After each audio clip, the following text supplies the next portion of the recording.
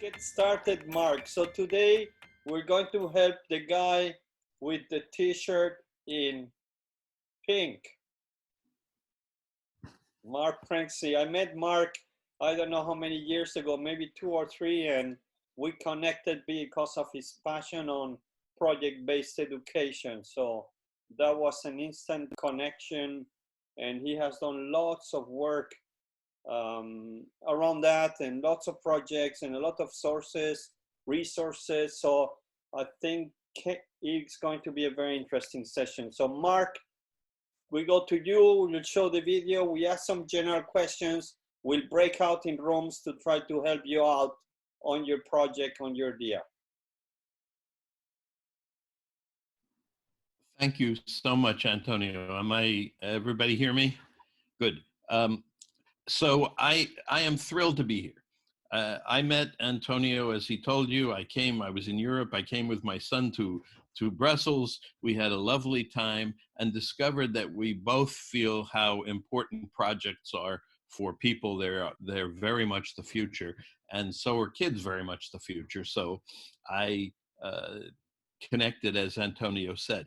So let me just give a very brief idea of where I come from. I've always been about helping kids and empowering kids. I estimate, it just occurred to me recently that there are roughly 2 billion kids in the world. And when I say kids, I mean from 0 to 20.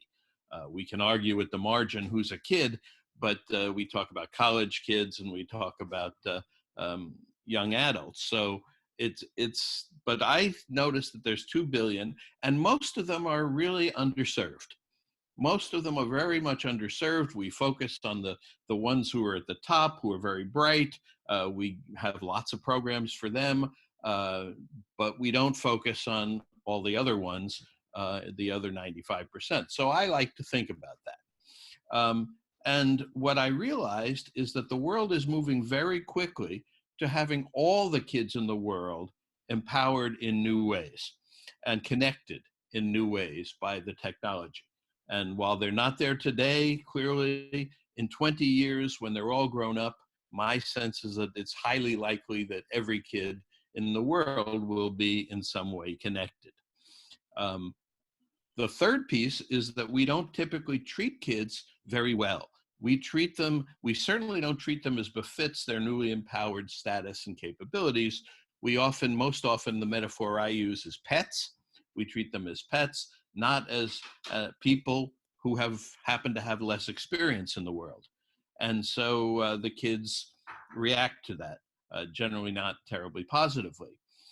So the message that I want to get to these 2 billion kids is this message of being empowered that can help them, because they're moving into this very difficult time, not just coronavirus, but machines are becoming so much more important in our lives, and they're taking over jobs. And it's going to be a very tough time for these kids unless they understand some very important things, in my view. And the last thing I realized is that there is no way existing, online or offline or combination, to reach all 2 billion kids with a single message. So that's what I set out to find. I said, let's find a combination of ways to deliver this message, which I have a message, but it could be perhaps any message, to all of them. And that's really what I'm trying to do here. I began with this book that Antonio called a booklet, but I hope we'll all call a book. It's short. In English, we'll look at it with some ideas that I think are important for kids to have. And I hope that it will be shared in every language, literacies, word of mouth, all kinds of things. Even though parts of the message, I'm sure, will be resisted by some adults. The goal in doing this is to help the kids self-organize, to help them recognize and use their power, which most kids don't today, and understand how to leverage this new connection that they have. I'm not into it for money. I'm not into it for anything except helping kids. I don't even care if my name gets attached to it, but I'm looking to connect all the people who have similar ideas, who are now working in silos and are stuck in those silos because of either their egos or their brands or whatever reason. And nobody has really said, can we reach a whole cohort? It began to be possible with television. So television pretty much reached a very big piece of the world, but it was one way. It got blocked in certain places. There were barriers from governments and finances. But now we have the internet. And even though that still has some barriers, it's perhaps a new opportunity. And the kids are the very first generation to benefit from this. And I call us adults the last pre-internet generation the world will ever know. We have a lot of beliefs that come from the 20th century where we grew up that hold us and the kids back, and I'm writing a lot about that. But the kids are going to have to operate in a very different environment. They're going to have to be unique, empowered individuals, and they're going to have to be nodes on a network. And so I want to set them up from the time that they're born to be ready for this, if possible. So we have to think about what goes out to them. Things can go bad. Already we're seeing bad behavior on the internet, as we all know. I would just really want to make kids aware of their power, help them use it wisely for good. And that's really what I'm here. I'm not trying to build a system for delivering content to kids. My concept is more of empowerment awareness and self-awareness program. So how that develops is really what we're here to talk about. And so I hope that's interesting to all of you. I look forward to your ideas. I definitely want to think outside the boxes, and so everything that you can provide will be helpful. So with that, should I show the video, Antonio? Yes, Mark, go ahead. How do I share let's see, share screen. Share screen, and then you just click, and then you'll have host disabled attendee share screening. It says host disabled attendee screen sharing. Did you disable it? I can make you the host. Let's see if that works. Now you're the host, so you should be able to share. I'm the host. Okay, QuickTime Player. Can you see a black screen? We can see the screen. A black screen? Well, here comes the video. It should be self-explanatory, and I can talk about it. It has no sound, so. We can see the video. So this is the book. The book is called Beliefs for 21st Century Kids.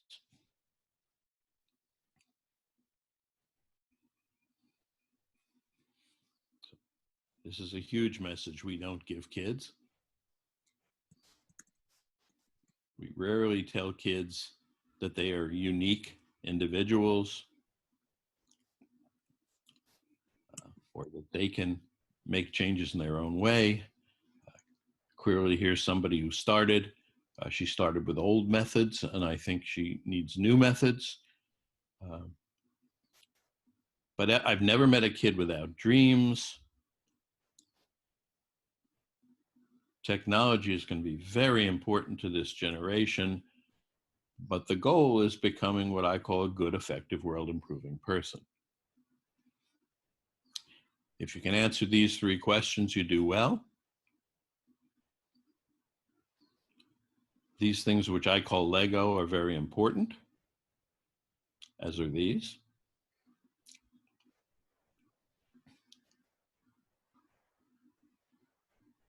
This is the projects. This is why projects are so important. They both improve your own self-confidence and they better your world at the same time.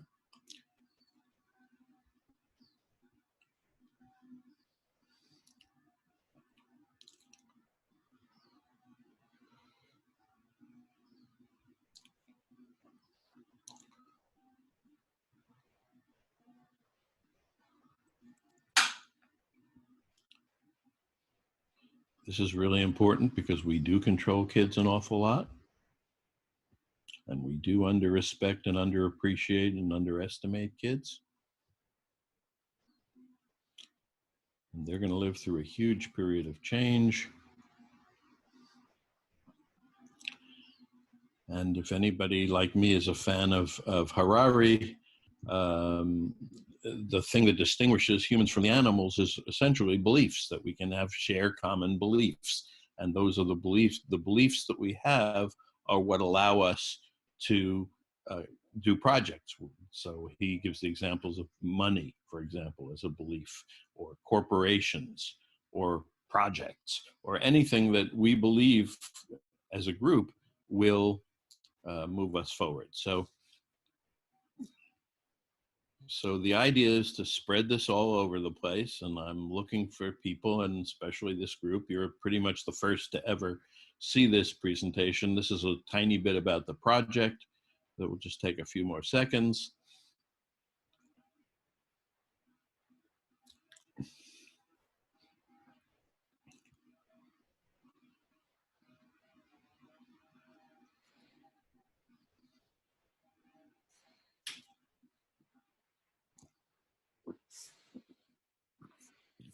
So it's an idea to invent stuff.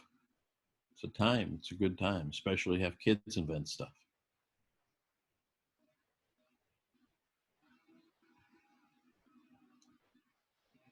This is the book. I'll direct you to the URL. You'll see the URL in a minute. This is a free platform for publishing.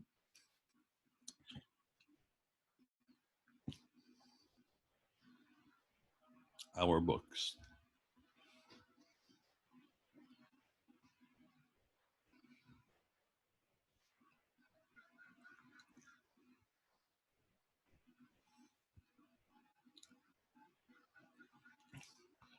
So hopefully we'll get kids to participate in a very big way, because the project is really designed to benefit by and hopefully be run by kids. So I'm looking for kids who like this message and want to be part of it.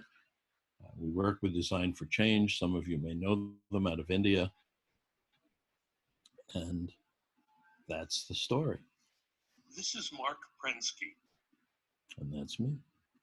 Okay. Thank you, Mark. I'm back.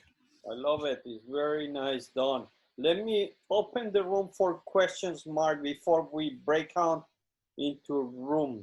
Let me just share the questions that I have. But yeah. with 2 seconds, I will go to the PowerPoint, the end of the PowerPoint. If my screen is still sharing, I don't know. These were my questions. Am I sharing here? Can you see my screen, or? We just see the video. Maybe you need to switch. You just saw the video. So I don't know. Anyway, I'll read them to you. My questions are: what are the innovative strategies for reaching all the kids in the world? Why are we doing it? What message? What kind of new business model? Is there something that doesn't exist in the world beyond the for-profit or not-for-profit or the B Corp or all that? And what resources do we have? So Paula, who's not here yet, but she told me about Translators Without Borders and other things like that. We have that, and then Antonio asked the questions, which I tried to answer previously. Oops, here we go. This should be it. Is this happening? I don't know. Anyway, it doesn't matter, but Antonio asked the questions. What do you want to achieve? Why are we reaching the kids? Why am I doing it? What should we do it? How should we offer? What should we offer? And how will we generate content? And so those are the questions. Given that, ask me anything, as Peter Diamandis says. Let's go. Any questions for Mark Prensky after this very nice view of his book?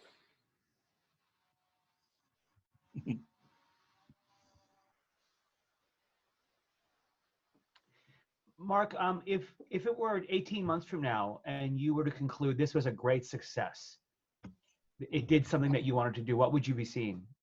I would be seeing every kid in the world having read this message in some form or another. Well, some kids can read it in the words that I wrote. We'll need it translated into a Dr. Seuss format because they're younger. Every kid will need it in a particular language. But if this could succeed, that's what it would be. And then that wouldn't be the only message that the kids would get, but it would be the first one. And then we could go on from there. I have a quick question, Mark, and maybe you have been explaining it before, but how did you get to this? What was the trigger that made you think about this and that you want to set these up? I for a long time, this book is my 8th book, and I've been thinking about education. I started with technology and realized that it was about education. I've been thinking deeply about education and understanding how it does not serve so many kids. And part of the reason is that education is all about, it has become in the world all about learning. It's been equated and conflated with learning when it's really about accomplishing. It's really about becoming a good, effective, world-improving person and getting things done in the world. And that has been banished from our academic system. So that's not very good for the kids. And that's what brought me together with Antonia. That kids, what I discovered is that kids can really accomplish. And one of the other things that I can share with everybody, I've put together a database of 100 projects that kids of all ages have done around the world. And you could make that 1,000 or 10,000. That kids are really capable, much more capable of doing world improving projects, either local or national or global, than we give them credit for. And the opportunity that we have is in not just education, but in the world, is to reconceive of how we look at kids in this new world where they're so powerful. And to say, instead of just teaching them stuff, feeding them stuff like we do and putting it into their heads, we want them to have an education where they learn from the very earliest stages to accomplish things and to have the self-confidence that they can accomplish things, especially in teams. And that's, and what I discovered, I'm not inventing this, I'm curating this. I discovered that there are people in every country, in every place, who also believe. Design for Change is a great example out of India. And I'm trying to pull them all together. That's really what I'm trying to do. And I'm trying to help the kids understand, because if they listen to the parents will tell them how not powerful they are till they get old. But if we can get to the kids directly with a message that says, you are unique, you are powerful, you can do things, nobody's going to control you, don't hurt anybody, but do what you can do. And that's the message that I want to bring to kids in the world. And I suddenly realized, let's bring it to all 2 billion. Okay, thank you. Nice. Okay, I don't see any questions, some comments, some ideas which we are going to be discussing in breakout rooms. We're 19. Should we break out in 3 groups so that everybody can talk? I would put Mark, myself in different groups, and I ask somebody in the 3rd group. This is just random how it's selected, to take the lead, please. I know it's hard when Mark is not there to answer questions, so we're more into the brainstorming. How can we use technology or whatever we know to reach 2 billion kids? So let me break out into rooms. Mark, can you pass me back the control? Oh, how do I do that? Just throw it over. Might stop video recording. I don't see anything that lets me do that. Just click on me. Click on you. I clicked on you. Okay. Click on you, and it says Make host. Make host. Perfect. Gotcha. I have So I can break out in rooms. Perfect.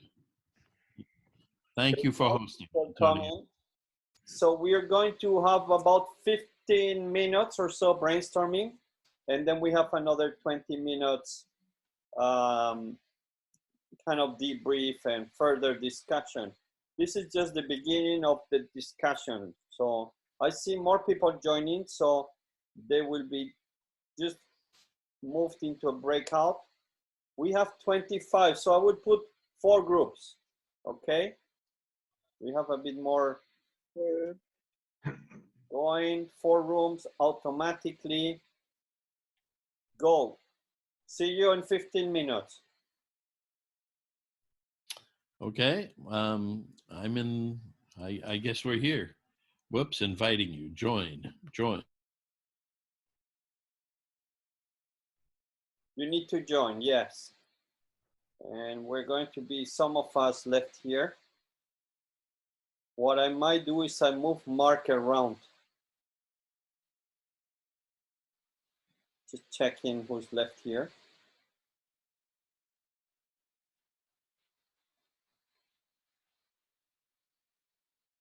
I'm nowhere. Who's there with me?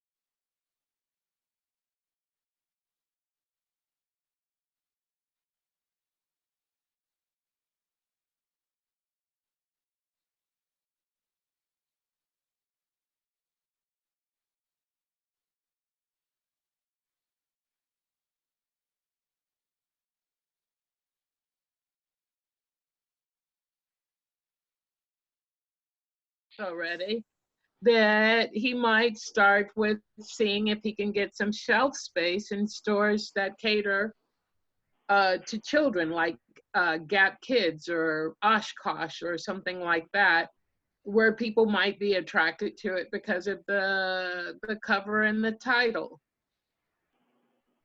That's all I have.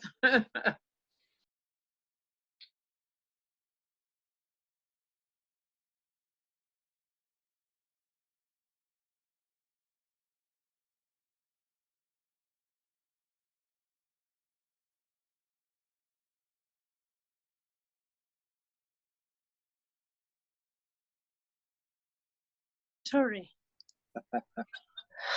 Apologies. I'm a bit like the guy on Thursday, right? Who just...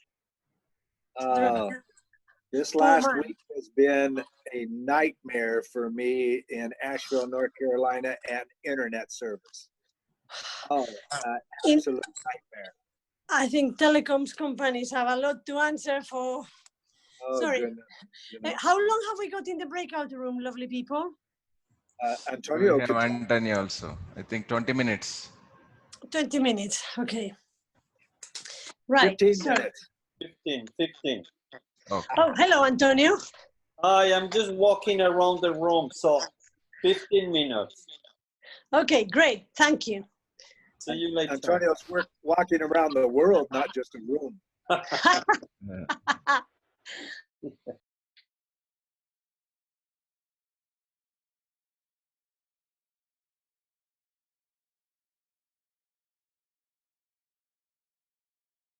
Your community, so to give the kids some steps to take, because I don't know that that's going to come naturally to people. So I think a section of the book on here's some things you could do would be useful. Some examples. But in I'm curious, Varathan, what did you think of the video when you watched it?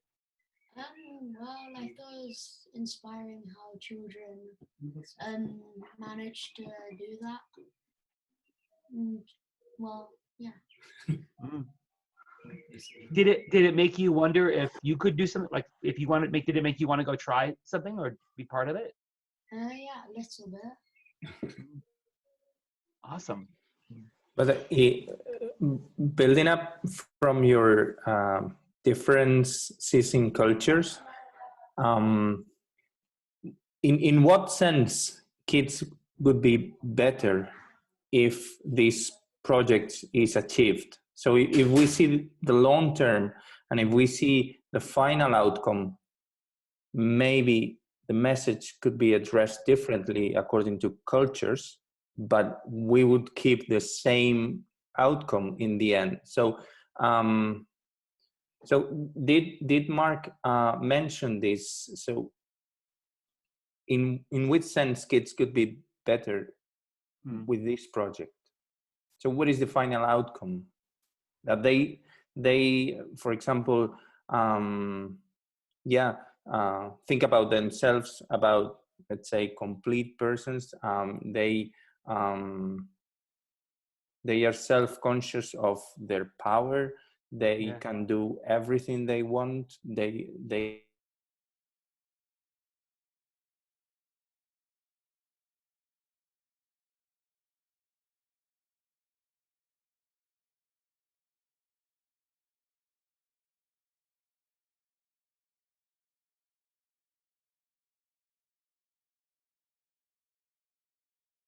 to see what his views and his findings were, because he wanted to, and he has been spreading this all over the world. That's one thing.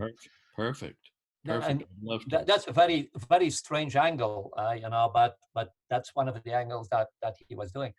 And the second thing is, which is a little bit more classic, but you surely know the Lions clubs. That's one of these service clubs, and inside the Lions, they have a program which is called Lions Quest, and they are dealing also with these elements that you have been putting in your book.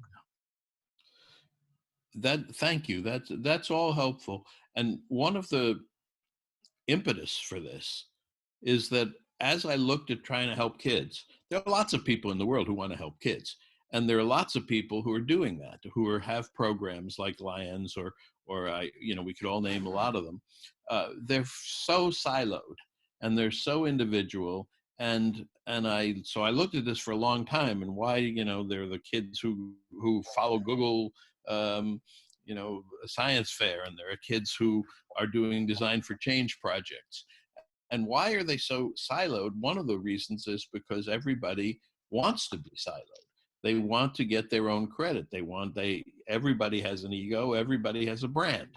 And that's what they're trying to push. So I had this concept, I have no idea if it's valid, that somewhere there was an umbrella of a movement that says we're all trying to do the same thing. We can all have our different brands of doing it, but we're all going in the same direction, just like democracy is a movement, right? It's a direction that you can either join or not join, or say I'm not part of or I am part of, but you don't have to give up your brand name, your country, or anything to join that movement. It's just, we say we're going in that direction. And that's, in a sense, what this represents to me. It represents a way to unite under an umbrella that nobody owns, that nobody has to make money off of, a point of view. And that point of view is that kids are powerful. And that is, and you can implement that any way you want, from bottom up or from top down. But that's a particular point of view. It happens to be a countercultural point of view at the moment still. But I think that more and more kids are adopting and will adopt to understand that. And that's just beginning. Most kids don't think they're powerful. Most kids are taught in school that they're not powerful, that they have to shut up and listen and do and all the things that we teach kids to do. So that's why I exist in the world at the moment, to sort of spread that message. And everything that I do is an attempt to do it in a new way. So I build a database, I write a book, I write an adult book, I write a kid's book. I do all of this is an attempt to kind of help start this movement. That's really what I'm about. So Mark, it occurs to me that the way to spread this without being reliant upon organizations is through social media. Social media directed at adults who want to help kids, social media directed at older kids who can spread it. I mean, I could see this could be viral. And your messages are attached to what people are spreading.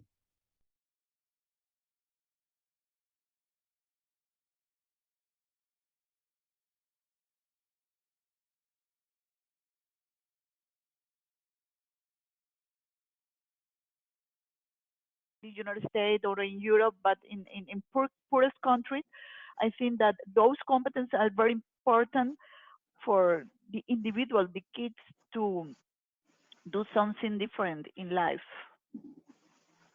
I like So that I idea that you had about using focusing on channels. So PMI, if there's a childhood aspect on one of their channels, and the other one I thought about after that, after you mentioned that, was maybe United Nations or the UNICEF or something like UNICEF. that. UNICEF, Yeah, yeah. like to channel the information into a feed like that would be valuable.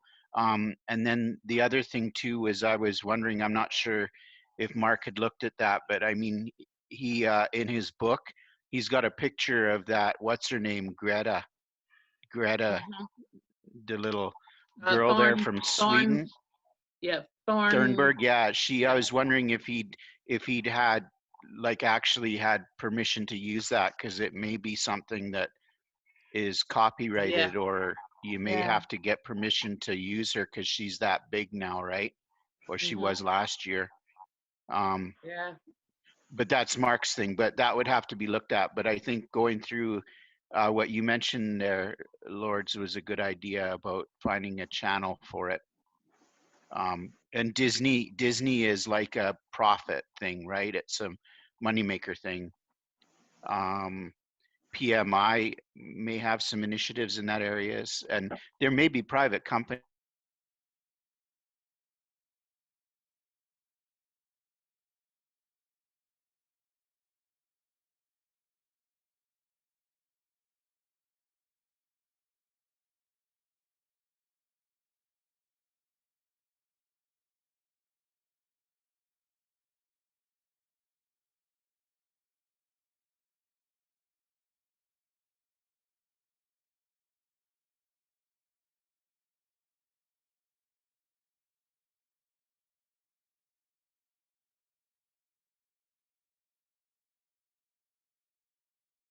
Okay.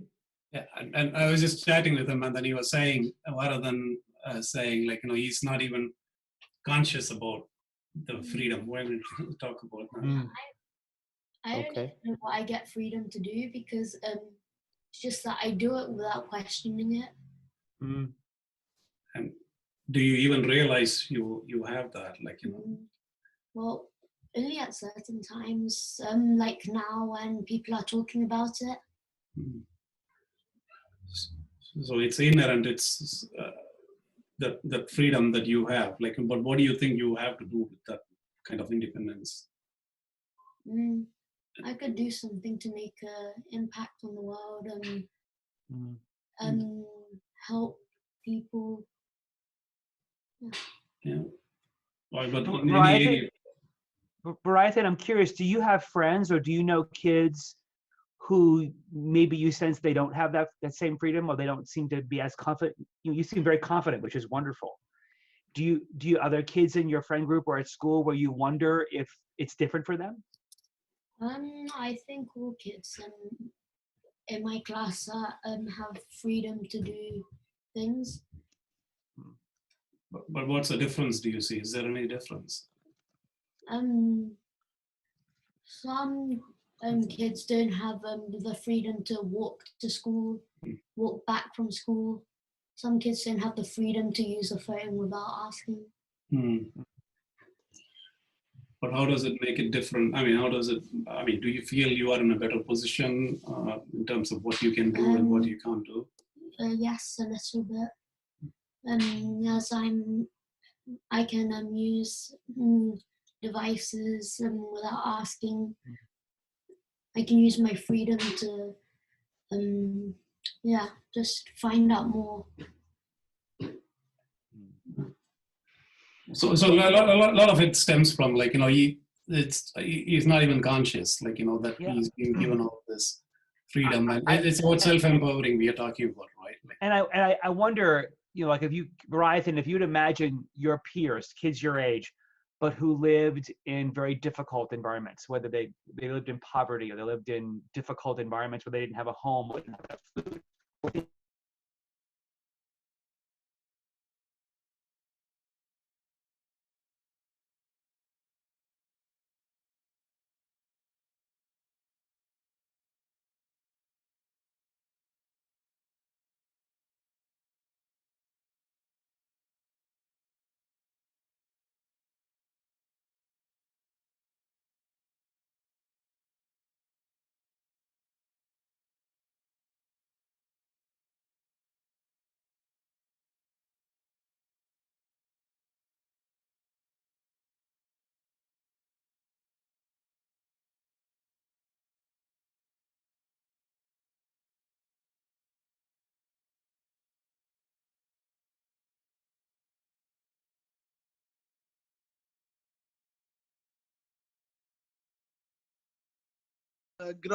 grouping all this together, that would help the kids to ingest and digest the meaning of the content of any of the books addressed to them. Thank you. 1 minute and we go back together. Okay. I didn't notice Antonio in here. Yeah, Who let you in? I was having. See you.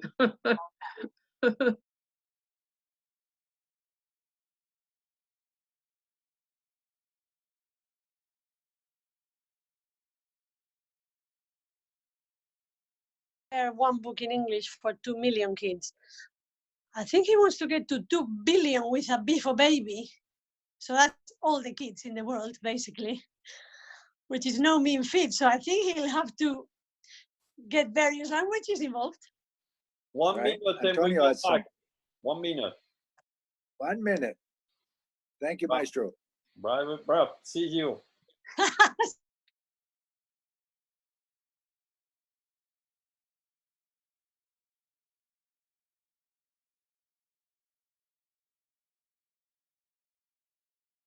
Way. Yeah, and I would like to follow on what Peter is saying. I'm fully in agreement because I have a similar experience. That's why I think that just for that same reason, why that professor that has been working at the University of Calgary, that he has been using theater to spread the word, because it's through theater. Then on that moment, this is how kids are spreading the word to other kids, and they can start playing together in this kind of improvisation theater, and that is overcoming the fact that there is no computers and there is no internet in plenty of these places, like Peter is saying, which is fully the case here on this moment. And I love that, and I think people are doing that. My view is that people are doing this all over the world, and that there are a lot of individuals who are successful at doing this, and they're not connected. And that's really where I come at this from. It's I can point to people in Palo Alto. You can point to people where you are who are doing pieces of this very successfully with kids. But it stays too local, and that, Peter, that's the other side of starting local, is that it stays local, right? That depends. Again, looking at the model that EF has embraced, we're not saying we're working with groups that are local, but we're bringing them together globally. Yeah. Right. So you've got to work local to get to the audience, to be physically present, because technology isn't always there. To use the right language, to be respective of the culture that's there. So you've got to be local for that point of view, but you want to coordinate globally to get a consistent message and a consistent theme, right? Yes. And I think you said a word that is incredibly important, which is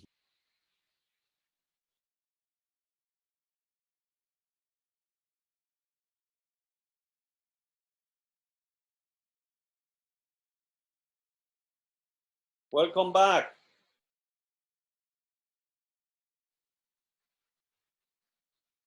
Welcome back. I don't know if I kicked you out from Zoom or just from your rooms. From Zoom? I got kicked off of Zoom. Yeah, kicked us out of Zoom. Sorry. But I have a fast thumb. I see.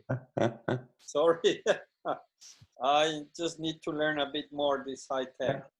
But that means that we are enjoying, because otherwise we just finish and that's it. And we are back. And I see, everybody joining. So that's good to see. I hope Mark comes back. I am back. Okay. I am back. I am so grateful. I already had some good perspective on this. Let's go, and we're going to hear each group for a few minutes, and we still have a bit of time to discuss. So who's from group 1? Here, I know Diana. I saw Diana in the group 1. Terry, who wants to share a bit what you discussed, your ideas?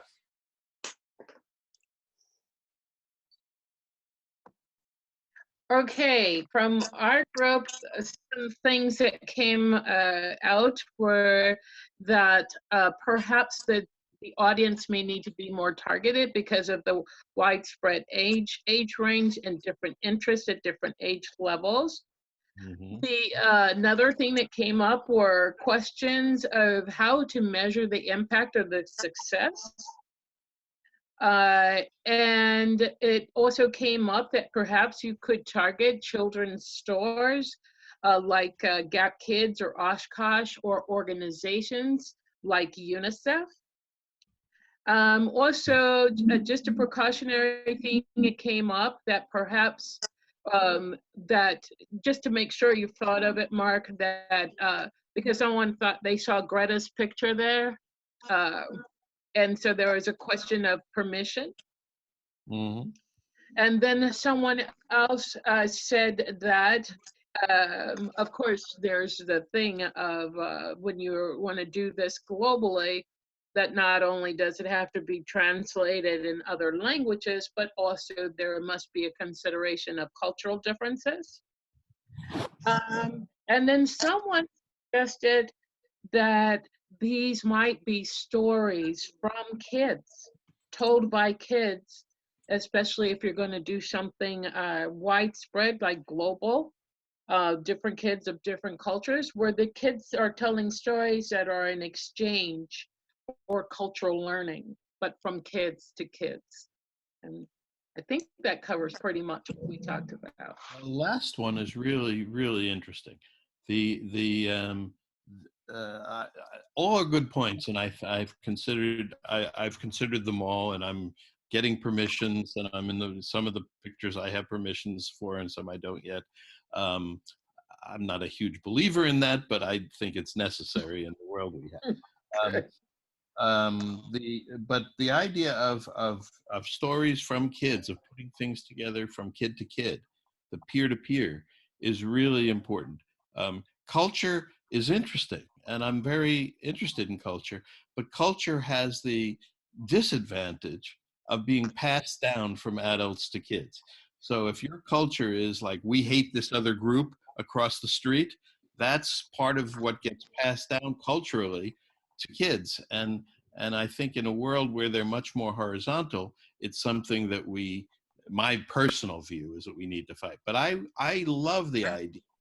I love the idea of having kids tell stories that reflect some of these things, and that would be a great next step to go. Thank you. Thank you, group. Diana, very excellent points. I want to move to Canon because he brought his kid here. So I think you were group 3 or 2, I don't know, but we have a kid here, and I love that he was part of the discussion. Just say about something. Hi. Hi. This is Varadhan. Yeah, go ahead.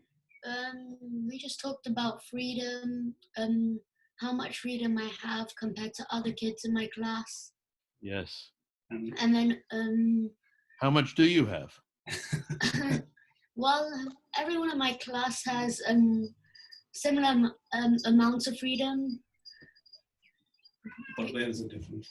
But then the differences are relatively small. Like some kids have the freedom to use technology. Some kids don't. Some kids had freedom to walk to school. Some kids don't.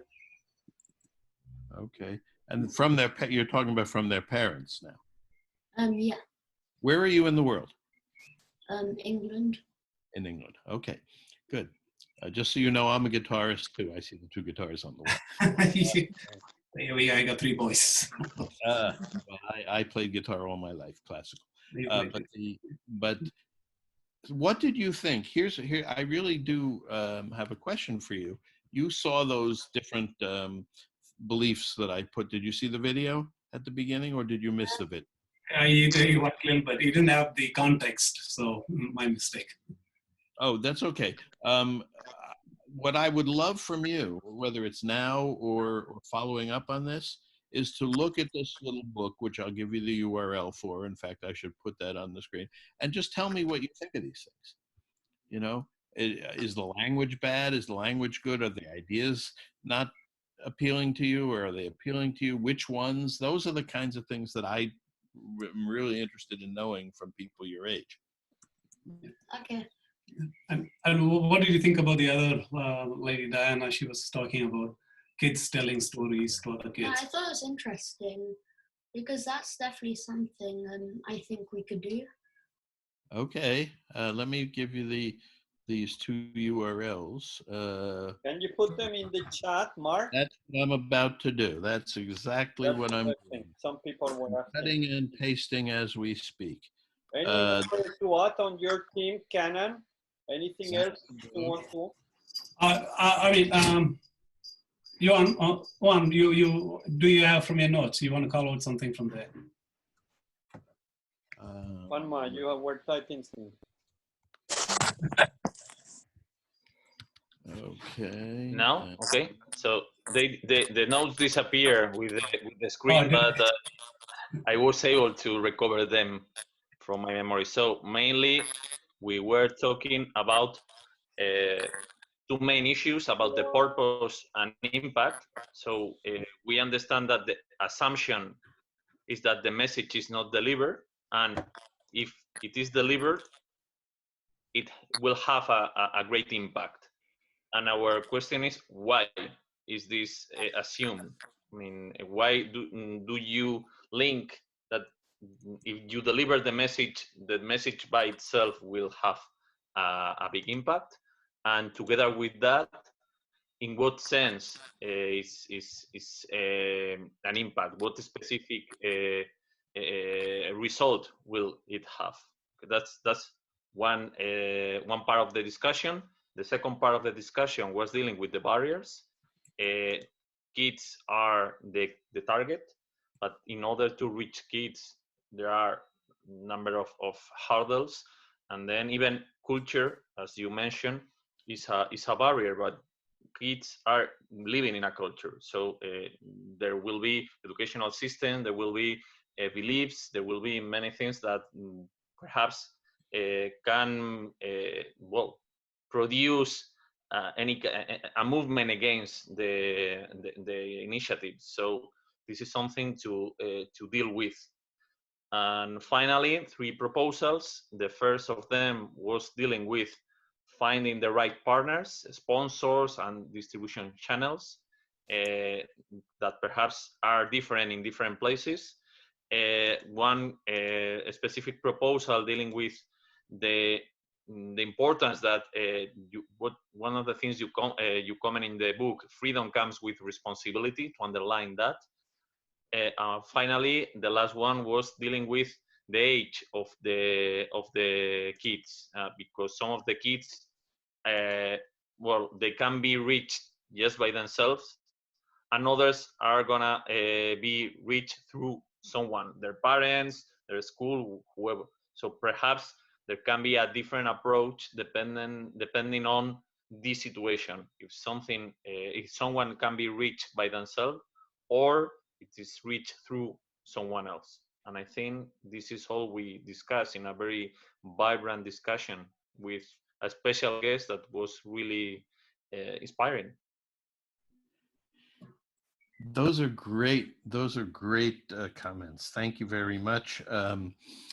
Partners are totally important in this. That's why Design for Change is such a special organization, and they've done this. But there are many others. We're talking to the world's biggest lesson. We're talking to other people who are trying to do this. My observation is that everything that you said was true, especially about the barriers. My question is, are we entering a different time?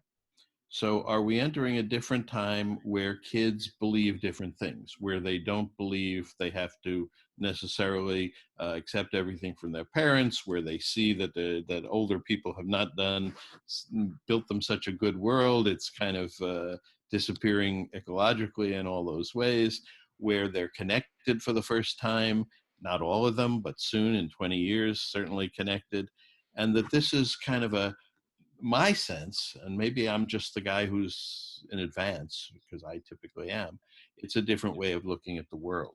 But I think, and all I've been trying to do, and this is why I'm here for the past couple of decades, is find these people, whether they're adults or kids, and unite them. And to say, look, you meet this person, talk to this person, what can we do? How can we do it? My message to Greta, for example, is that I love your aims, but you started with methods from the 20th century, right? Protests and voting. Those are 20th century methods we already have. What is new in your cohort, in your generation, that we can do differently? The message itself is my beliefs for kids. So you're absolutely right. It's a top-down message, and it's going to be countercultural in many places. And it comes out of my background and my contacts with kids and how I experience kids being frustrated at not accomplishing or not being pushed enough, or told, not pushed, but encouraged enough to know how powerful they are, because really that doesn't happen. So when I see people like the Design for Change people, who are really doing this big time all over the world, and I see other people who are doing this, I collect those people, I curate those people. And hopefully I'll curate some people out of this group as well. And that's the group that will look at the world differently. And whether, and I you know, the question that was asked before about, you know, what are we doing this, what do we want to change? It's a perspective. It's a perspective. And if every kid doesn't, if kids don't accept it, and they say, we just want to go back to where our parents were, and we just want to be treated like pets, and we just want to be all these things, I can't do anything about that. But I suspect that that's not true. And I suspect that influenced by less by adults and more by their peers and more by seeing stuff that's going on and more by Greta and more by people, kids are going to start taking a different attitude. And that's really what I'm here to encourage. Thank you. I wanted to go through all the groups, so if you can stay 5 more minutes. There was another group, I think Yolanda, you were there. If Aga, I don't know if she's back. Anything to add? Yes. Right. Well, we discussed in group 2. I don't know if anyone else from group 2 would like to explain. We sort of were assuming Terry would, but he's had to go, it seems. Yeah, I was there. Yolanda, Srikanth was there. Oh, yes. Srikant, would you like to explain, or shall I, or what would you like to do? Yeah, you can go ahead. In case you missed anything, I can add. Okay, sure. So we discussed an app would be a good way to go about this, just because of reach. You've probably thought about that. Of course, an app is also very easy to translate into various languages. Also taking into account any cultural differences, you could, choose where you're looking at it from. If you're going to incorporate any such cultural differences in some way, in some sort of way. We thought about perhaps the message being adapted in some way for age appropriateness, because, a 12-year-old reads things very differently from a 3-year-old. If there's anything in there that you are hearing that you find resonates with you, I have just the person for you that might help and would definitely be keen. I know somebody that writes wonderful children's books and somehow manages to make them appropriate to so many ages in the same one book. It's staggering. So just, a thought in case it helps. Also, we were talking about distribution channels. We were saying if you were to go, say on Facebook, find, say, the part of Facebook US that deals with social enterprise. You've got the US covered, and then if you're going to the top, it wouldn't be that hard to then reach many other countries in one go. So we were hoping somebody in this group knows a bit more about those distribution channels, because of course, Terry and I were quite in agreement, Facebook is quite the thing, but you ask my children and they laugh, they said, no, they'll say nobody looks at Facebook. So we're sort of hoping some clever mind can cover the whole lot for you. And yes, and then we were in agreement that it's quite timely. This fabulous, wonderfully laudable idea you've had is quite timely because in a way, because of lockdown, you have a bit of a captive audience. So we just pray for you. You can make the most of the timeliness of it all. Thank you. Yeah. Toto. To just add to that, I was also mentioning like in India, especially if you take, for instance, there are many NGOs which they are working closely with the schools. They are physically visiting schools. So if we can create this beautiful content into kind of a storytelling and take them to the NGO, if we can convince them, they are very happy to help us and they are happy to take to kids.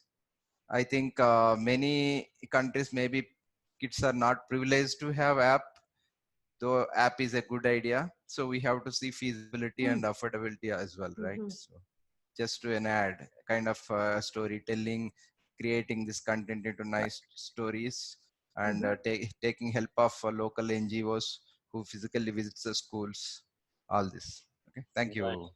Yeah. Thank you. Do you know UWA, the project, the big project UWA in India? I just heard, but not very sure. I can help you connect. I'm Yeah, doing. great. Yeah, I'm glad to know that you already have some roots in Yeah, India I and do. you are I working love for India. a better. Yeah, I great. am a big. I It am has great potential to do stuff for kids. sure. I am very much in. If you need any help from my side to spread and help in India. Yeah. Please send me your email. That's Yeah, fabulous. sure. Yeah, I'll reach out to you. Thanks. Mark, and I live in a very small jurisdiction, I'm afraid, but I could easily connect you with the education department here for the school's part, and I'm a trustee in a children's charity as well. So, over here, just, where I am, okay? Yes. And you are in what country are you in? Well, I mean, in the Channel Islands, which are a crown dependency, they're independent of the UK. And they sit Are you in between Guernsey? France and UK. Which one, Jersey or Guernsey? I live in Jersey, yes. Okay, Jersey. Terrific. Yeah. I'm quite impressed you even know them because they're rather little. Oh, well, we know them for their cows. But the Let's go to the last group. Let's go to the last group because we're running. Please send me the author's name. That's why I'd love that. Sure. Okay. So the last group was, I think, Chris, Peter left. Maybe, I don't know who's going to talk, Chris. All right. I didn't take any notes because Mark was sitting in our team. So he took the notes. So we didn't take notes. Shall we just go back to Mark because he had an overview of what we have been saying? I'm sorry, but I would like to leave this to Mark to give you some feedback because he was sitting at the source. Is it okay, Mark? Me, Mark? Yeah, you, Mark. Yeah, sorry. I'm sorry. Well, I think that there was. Yes, I was definitely part of this, and I thought that the people talked about mostly how we reach these people. Somebody brought up Lions clubs and different clubs. Somebody brought up social media. I think that there was also a focus on barriers, and the barriers are super important because they're super big, and my sense is that they are to a certain extent generational. That's kind of what I write about, but I thought it was a really really helpful sharing and discussion. I'm looking at my notes. Gatekeep, yeah, the word gatekeeper came up, and that's really what the situation for kids is, that kids are behind some gates that adults control. And how do we get around that is one of the questions that I am looking to explore. But I just want to thank everybody because this was really, really helpful and gave me some very good ideas. There was just, if I can say so, one additional point, Mark. Some 20 years ago, I was faced with a professor from University of Calgary and he has been inventing improvisation theater, what is now known all over the world as improvisation theater. But basically it starts from what he has been teaching to children.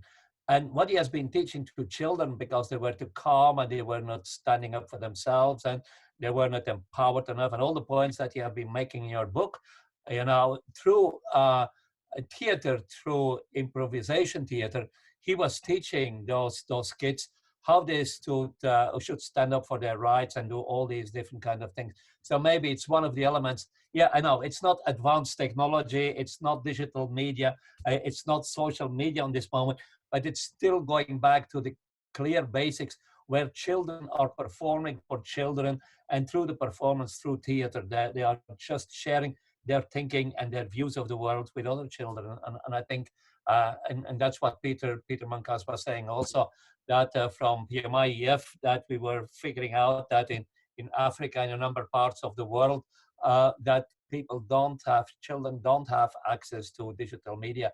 So we have to find other ways in order to spread the message. And it will surely take 4 years before they will be there. And we understood from you that your vision is a very long-term vision, that you're looking into the next